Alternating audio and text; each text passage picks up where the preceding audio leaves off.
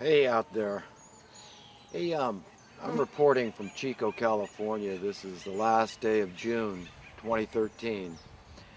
And I wanted to remark about this recent Bilderberg meeting in Watford, England. Um, and I wanted to commend all these attendees, these alternative attendees I call them, and try to bring a little attention to the what the problem is with these people meeting together.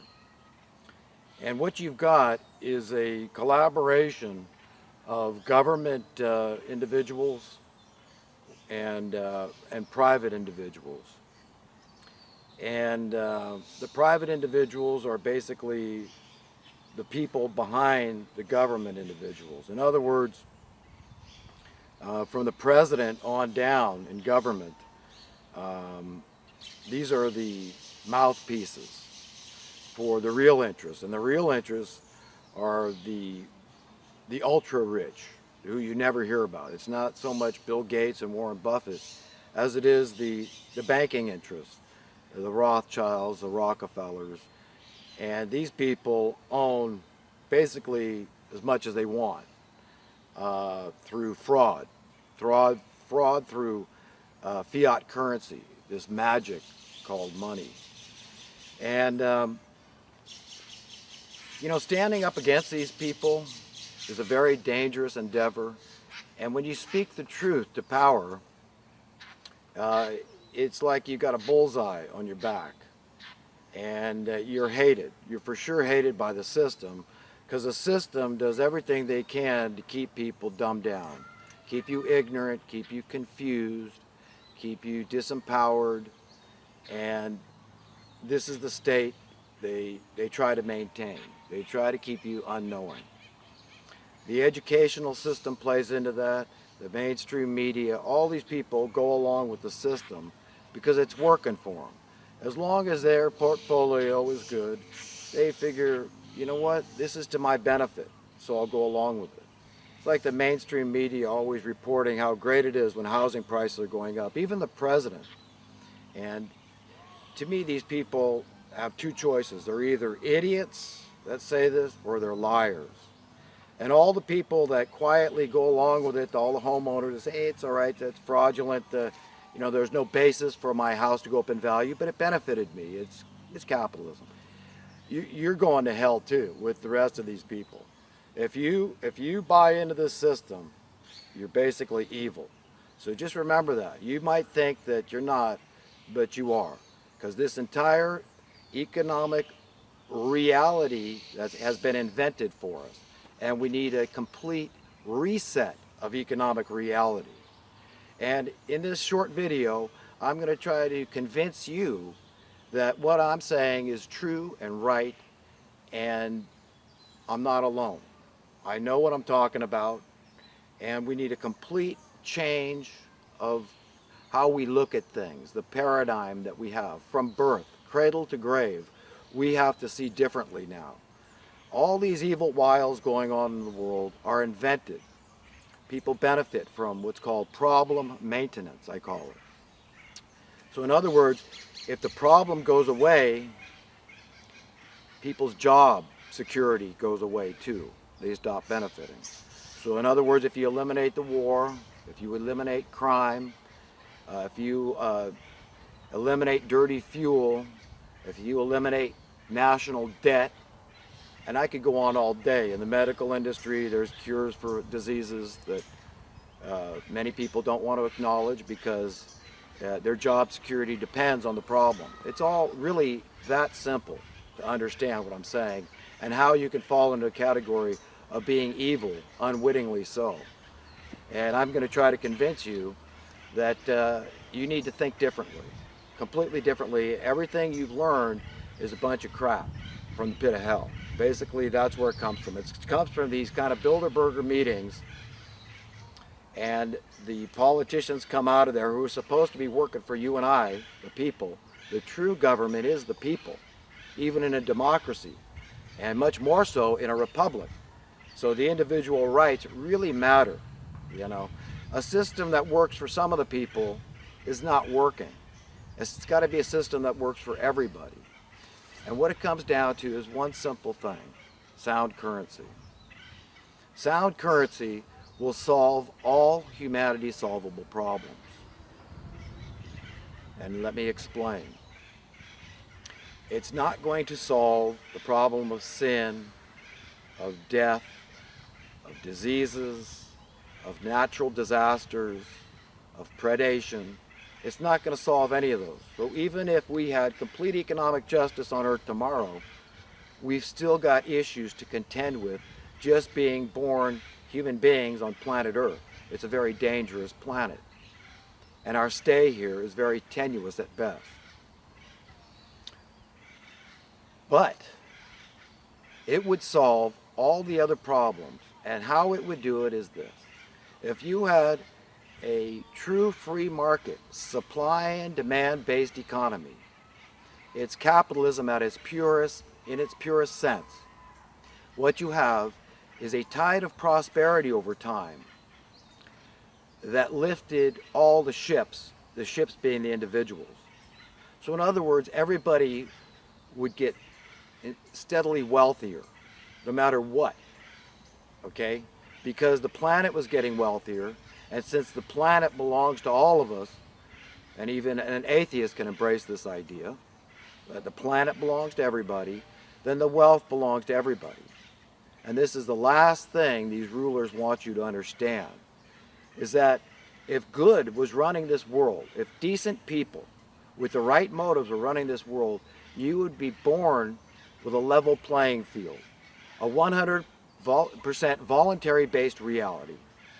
In other words, nobody was born with an advantage because they were born into wealth, and nobody was born with a disadvantage because they were born into poverty. You wouldn't have those issues. So, since most of the crime is based on financial desperation, crime would go through the floor. It would plummet. Okay, war. Now, in order to conscript people for battle, it's pretty hard to do it and ask them to be volunteers like at Habitat for Humanity or your local soup kitchen. Most of the warriors today understand their need for money, this made-up magic instrument of oppression, okay? They know this. So your wars are going to go into decline. Sound currency would disincentivize everything, okay? All the evils, the prostitution. How many women are going to go out there for money and sell their body? It's not going to happen, folks. The drugs that are killing people in these gangs, how much of that stuff's going to be going on, okay, if you have sound currency? In other words, if you know that your money is going to be worth more tomorrow than today, your sense of security, your sense of well-being, your happiness level is going to increase, because you know it's happening not just to you, but to everybody, okay? Everybody around the world was getting richer every day just by virtue of the fact that humanity was making progress, because we are more productive today than we were yesterday. We learn better techniques for growing our food, for delivering clean, drinkable water, for building our houses. All those things we need get easier and easier and easier. This is why your money is worth more. Supply consistently increases, demand is tapered off, and what you have is freedom. That is, freedom and liberty has to be from the oppressors who are manipulating humanity through impoverishment. This is oppression, to do these heinous things, whether inadvertently or intentionally. A criminal doesn't say, well, I'm going to go support the criminal injustice system by committing a crime because I want to give jobs to the jailers and the bail bondsmen, the attorneys, on and on and on. Okay, he's doing it because he truly is desperate to survive. And that's the state these people like us in. Even though it would cost humanity a lot less to just give money away. Here's $25,000. There's not enough jobs. Go surfing. Go do something. It'd be cheaper. It costs over $50,000 a year to keep one prisoner in jail for a year here in California. Okay? So even though it would be less costly for the taxpayers, for the people, to solve the problems, you've got all these obstacles. People's job security has been dependent on the problem. So you take away the problem, there goes job security. With sound currency, you don't have that happening. People don't care about it. Because not only is your money worth more tomorrow than today with sound currency, but also the work week is continually in decline. So what you've got is real freedom. Okay, what you've got is you evolve into a 100% voluntary based reality where nobody out there is lifting a finger for another unless he damn well wants to. That's the situation you would have. Okay, JFK understood this, and he did what he could to give the American people this. And this would have helped people all around the world, because if America could have set a shining light example of how to end your unnecessary suffering, and that is key to understand.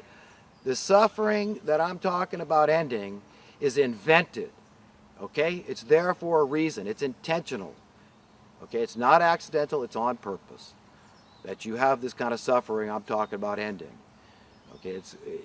So in order to attain sound currency, what you need is one simple thing, just one simple thing, and that's checks and balances. And there's several methods to establish checks and balances to ensure that your money is going the right direction, that it's at least stable and increasing in value because of the points I pointed out. The reasons I pointed out before is that productivity keeps increasing, supply keeps increasing, demand tapers off. So what you end up with a superfluity of everything, not only the essentials, but you end up with a superfluity of the niceties, the washing machines, the dryers, and the automobiles, and the computers, and toys of every sort, whatever it is, airplanes, all these things that people might want. I really don't care about most of those things, but you know, some of those things, yeah, it's nice to have. They're niceties. So those things also go down in cost. And I would point to the VCR, in fact, actually has gone way down in price. So your VCR dollars are worth much more today than they were 30 years ago. That's a matter of fact. People used to have to rent them. Now this should have happened with housing. It should have happened with food.